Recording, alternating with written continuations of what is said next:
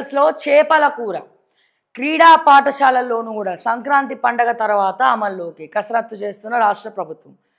కొత్త ఏడాది నుంచి మత్స్యకారులకు బీమా 6,152 సంఘాల్లోని 4.21 లక్షల మందికి వర్తింపు. రైతు బీమా తరహాలో అమలుకు ప్రతిపాదనలు. కొహెడా వద్ద అత్యాధునిక హంగుల్లో మార్కెట్ నిర్మాణం. తెలంగాణ చేపకు ప్రత్యేక బ్రాండ్ తెచ్చేలా ప్లాన్. ప్రభుత్వ హాస్టల్స్, క్రీడా పాఠశాలల్లో చేపల కూరను వడ్డించేందుకు సర్కార్ కసరత్తు చేస్తుంది.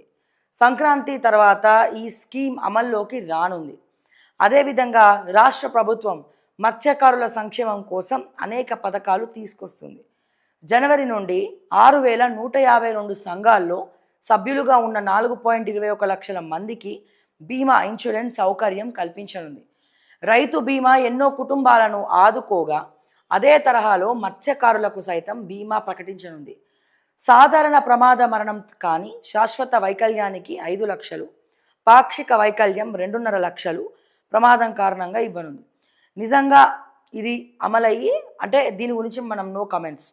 వీరు కేవలం పేపర్ స్టేట్మెంట్లకు మాత్రమే కాకుండా నిజంగా ఈ చేపల కూర ద్వారా వీళ్ళకి పౌష్టికాహారం అనేది హాస్టళ్లలో, అట్లాగే ప్రభుత్వ హాస్టళ్లలో, అట్లాగే ఏదైతే మన క్రీడా పాఠశాలలు ఉన్నాయో వాటిలలో ఉన్నటువంటి విద్యార్థుల కడుపు నిండుతుంది అంటే దీనికి ఖచ్చితంగా మనం సపోర్ట్ చేస్తాం. ఎప్పటి వరకు దీంట్లో కూడా నాసి రకము, దీంట్లో కూడా మొత్తం అన్ని పైసలు నొక్కేసి కాంట్రాక్టర్స్, ఫుడ్ కాంట్రాక్టర్స్కి బిల్స్ ఇవ్వకుండా గవర్నమెంటు మధ్యలో మళ్ళా మా విద్యార్థులను బలిపశుల్ని చేయొద్దు.